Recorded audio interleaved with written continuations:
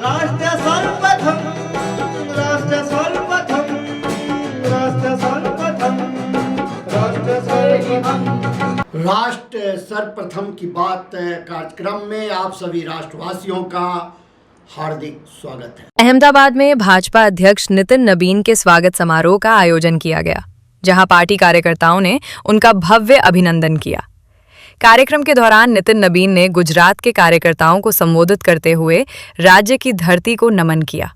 उन्होंने कहा कि गुजरात केवल एक राज्य नहीं, बल्कि राष्ट्र निर्माण की प्रेरणा भूमि है। उन्होंने गुजरात को महात्मा गांधी और सरदार वल्लभ भाई पटेल की पावन धरती बताते हुए कहा कि ये भूमि देश को दिशा देने वाली रही है। नितिन नबीन ने कहा कि 21वीं सदी के भारत के विकास का श्रेय प्रधानमंत्री नरेंद्र मोदी के नेतृत्व को जाता है, जिनके मार्गदर्शन में देश नई ऊंचाइयों को छू रहा है। आज पार्टी के राष्ट्रीय अध्यक्ष के स्वागत में आप सब उपस्थित हुए हैं। मैं वैसे अपने सभी ज्येष्ठ श्रेष्ठ गुजरात के सभी वरिष्ठ कार्यकर्ताओं को, अपने सभी नेताओं का भी मैं आभार व्यक्त करता हूं, और जिस अपनापन से गुजरात पूरे देश को नेतृत्व दे रहा है और गुजरात की धरती के लाल आज पूरे देश और विश्व को नेतृत्व दे रहे हैं, मैं उस धरती को नमन करता हूं।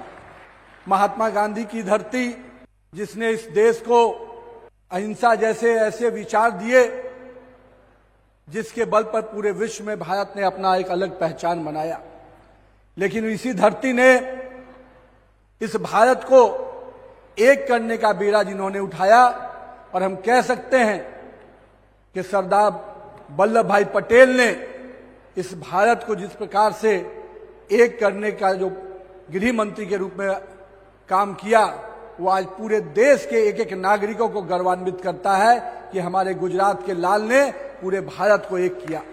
हम कह सकते हैं कि इसी गुजरात ने कई और ऐसे महापुरुषों को जन्म दिया जिन्होंने इस देश की संस्कृति को, इस देश की विरासत को बढ़ाया। लेकिन 21वीं सदी का भारत आज अगर विकास के दिशा में विरासत के साथ अगर आगे बढ़ रहा है, तो उसका श्रेय गुजरात के लाल और भारत के प्रधान सेवक श्री नरेंद्र मोदी जी को जाता है। मैं आज उनको इस गुजरात की धरती पर आकर अभिनंदन करता हूं। इसी गुजरात के लाल भारत के वर्तमान के गृह मंत्री और भारतीय जनता पार्टी के वैसे राष्ट्रीय अध्यक्ष जिन्होंने भाजपा को सबसे बड़ा विस्तार दिया, ऐसे अपने गृह मंत्री अमित शाह जी को भी मैं आज यहां से अभिनंदन करता हूं। लेकिन मैं आज गुजरात के कार्यकर्ताओं का भी अभिनंदन करता हूं कि जिन कार्यकर्ताओं के परिश्रम के बल पर, जिन कार्यकर्ताओं के संघर्ष के बल पर, और मैं कह सकता हूं कि जिन कार्यकर्ताओं के पुरुषार्थ के बल पर आज गुजरात विकसित गुजरात के रूप में आगे बढ़ रहा है, तो इसका श्रेय जहां हमारे नेतृत्वकर्ता को जाता है, वहीं यहां पर बैठे अपने हजारों कार्यकर्ता और गुजरात के बूथ तक के कार्यकर्ताओं को जाता है। मैं आज अपने प्रथम आगमन पर उन गुजरात के सभी कार्यकर्ताओं को बहुत बहुत अभिनंदन करता हूं। मेरे मित्रों, गुजरात ने लंबे समय तक भाजपा की सरकार में विकास को देखा है। भाजपा के नेतृत्वकर्ता ने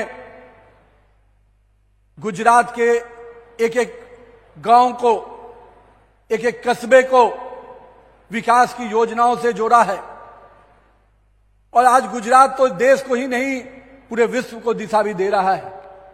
हमारे प्रधानमंत्री जी का जो नेतृत्व है, वो नेतृत्व पूरे विश्व में भारत को एक नई पहचान के साथ उभरता हुआ देश बना रहा है। मैं गुजरात के अपने तमाम लोगों का भी आभार व्यक्त करता हूं, जनता का भी आभार व्यक्त करता हूं, क्योंकि आप ही के आशीर्वाद के बल पर, आप ही के परिश्रम के बल पर आज नरेंद्र मोदी जी इस देश को लगातार आगे बढ़ाने में लगे हुए हैं। आप केवल गुजरात के लिए सरकार नहीं चुनते, आप केवल गुजरात के लिए मुख्यमंत्री और भाजपा को नहीं लाते, आप ऐसा नेतृत्वकर्ता दिए हैं जिसके बल पर आज पूरा भारत आगे बढ़ रहा है। इसलिए मित्रों, हम सब कोई माननीय प्रधानमंत्री की सोच के अनुरूप जनता से जुड़कर सेवा ही अपने धर्म को मानते हुए काम में लगे रहें और हमें जनता के साथ जुड़कर जो भाव हमारे प्रधानमंत्री जी का रहा है, उस भाव से हम लोग लगातार गुजरात की जनता का सेवा में लगे रहे, यही मैं आप सबसे आग्रह करता हूं। साथ ही साथ मित्रों, आने वाला समय 2027 और 29 हम पूरी तरह से कमर कस ले। हम भाजपा के कार्यकर्ता फुल टाइम पॉलिटिशियन हैं। हम लगातार देश में जनता के बीच में रहकर काम करते हैं, पर चुनाव आते ही कुछ पार्ट टाइम पॉलिटिशियन भी आएंगे। हम जनता से ऐसा अपना संबंध स्थापित कर दे कि इन पार्ट टाइम पॉलिटिशियन के लिए कोई जगह न बचे, यही मैं आपसे आग्रह करता हूं।